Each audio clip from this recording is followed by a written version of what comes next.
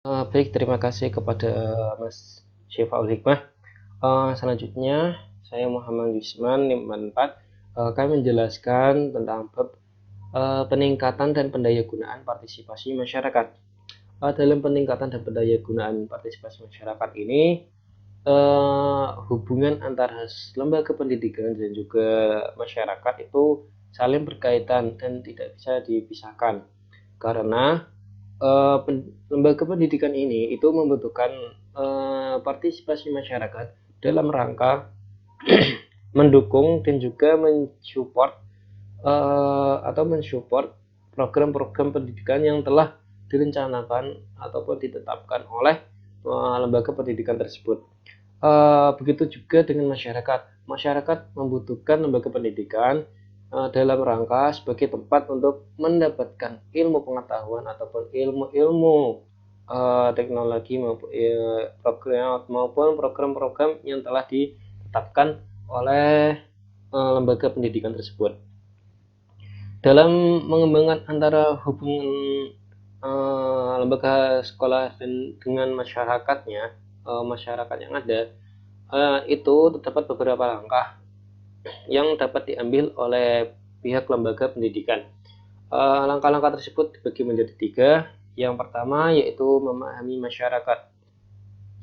Dalam memahami masyarakat, lembaga pendidikan itu menurut Elsbrey atau tim dosen IKIP itu memberikan beberapa prinsip yang dapat dilakukan oleh lembaga pendidikan.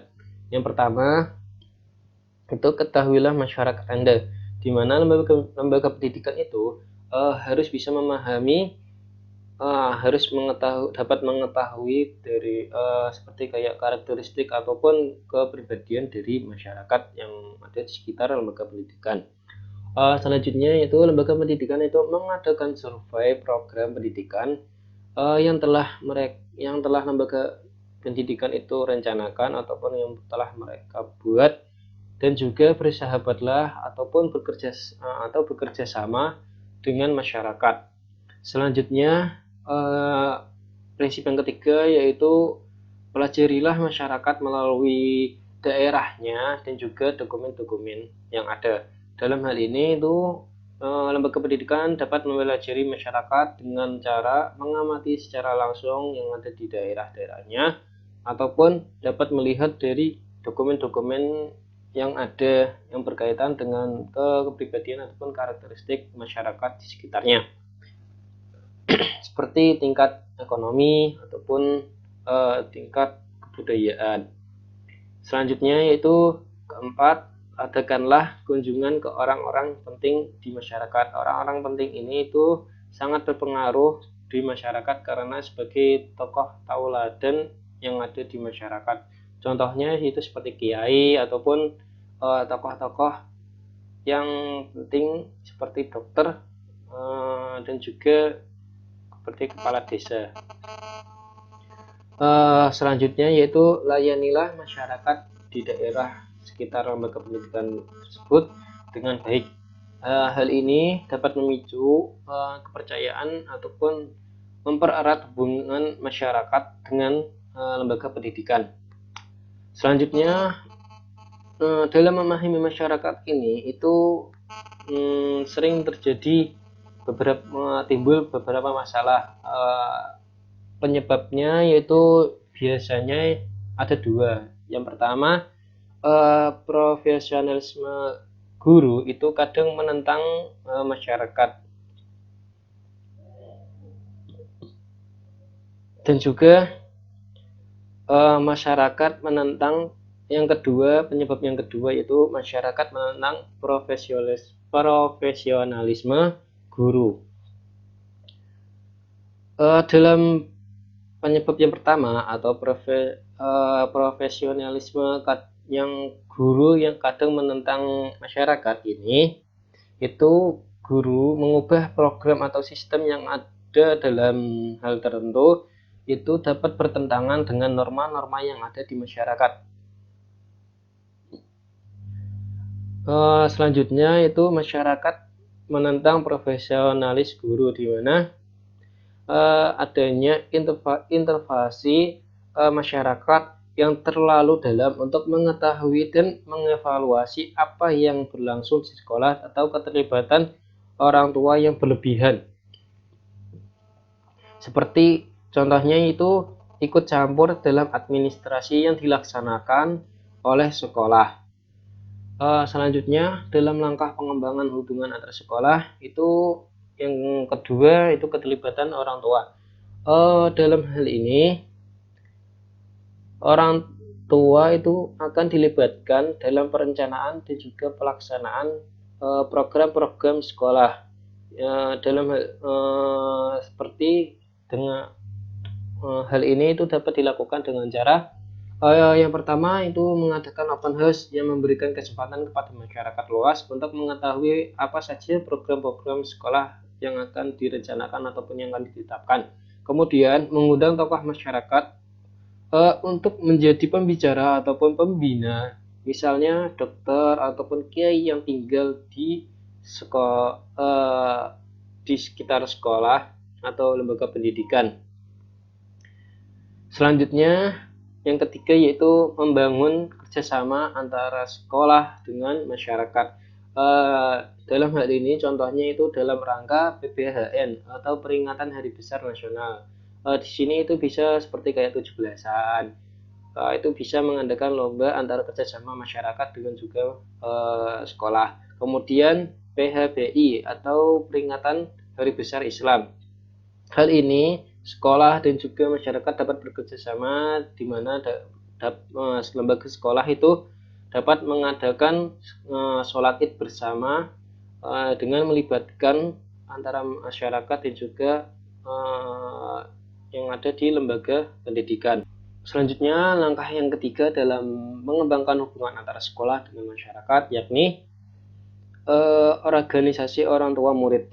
Dalam organisasi ini merupakan organisasi konsultif dengan pimpinan sekolah yang mana tujuannya itu agar pendidikan yang ada di sekolah dapat berjalan dengan lancar dan juga dapat berkembang dengan secara baik.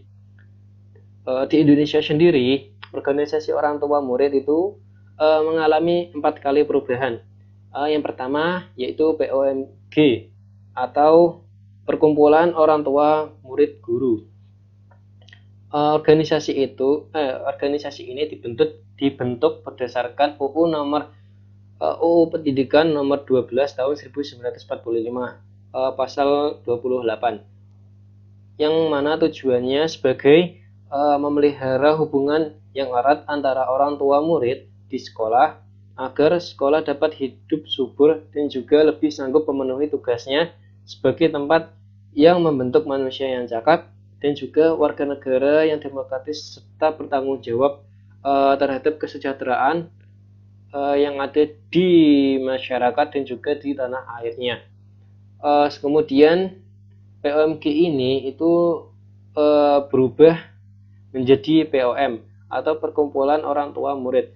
Perubahan ini itu disebabkan karena adanya isu-isu yang muncul di masyarakat yang mana guru-guru memanfaatkan atau menyalahgunakan keuangan yang ada di POMG. Kemudian dari POM ini itu berubah lagi menjadi PP3. Namun POM ini hanya berubah namanya menjadi PP3 atau Badan Pembantu Penyelenggaraan Pendidikan. PP3 ini itu bertujuan untuk meningkatkan hubungan yang erat dan kerjasama serta tanggung jawab bersama antara keluarga, masyarakat, dan pemerintah untuk menyempurnakan kegiatan pendidikan. Kemudian pada tahun 2000 PP3 ini berubah lagi menjadi komite sekolah yang mana tugas dan komite sekolah ini memiliki tugas dan wewenang. Yang pertama itu mendorong dan meningkatkan hubungan baik antara masyarakat, sekolah maupun pemerintah. Kemudian tugas dan wewenang yang kedua yaitu membantu kelancaran kegiatan pendidikan dan tidak mencampuri urusan teknik pengajaran sekolah yang menjadi wewenang oleh pihak kepala sekolah, guru, maupun pengawas yang ada di lembaga pendidikan sekolah. Kemudian yang ketiga, mengusahakan bantuan dari masyarakat, baik berupa benda maupun uang ataupun jasa yang tidak menambah beban dari wajib bayar. Kemudian yang keempat yaitu memberikan perimbangan kepada kepala sekolah dan juga kepada perwakilan Depdikbud atau pemerintah tentang permohonan keringanan atas permohonan wajib bayar. Baik, itu saja yang dapat saya sampaikan. Terima kasih. Untuk selanjutnya saya akan serahkan kembali kepada moderator. Wassalamualaikum warahmatullahi wabarakatuh.